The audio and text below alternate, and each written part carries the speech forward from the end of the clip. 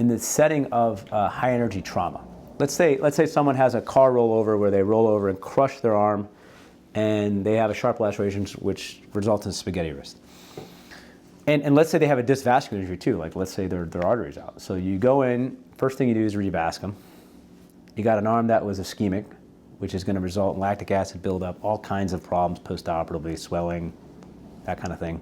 The nerve has been ischemic as well. You got tendons that were cut, which when you repair those, they're going to scar down to everything.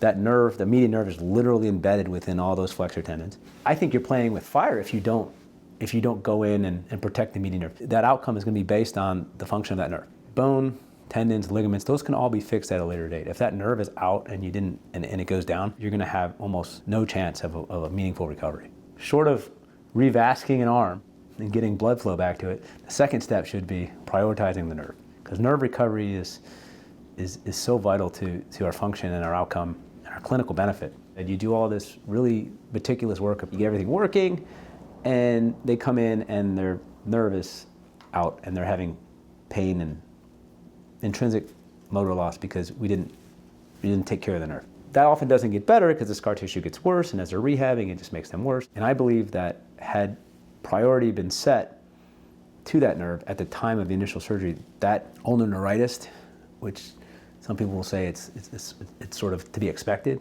I would argue that it is not to be expected. In cases like that where I know it's high energy trauma, I would say that that's probably a pretty good indication to maybe add the extra 5 minutes it would take to wrap the nerve.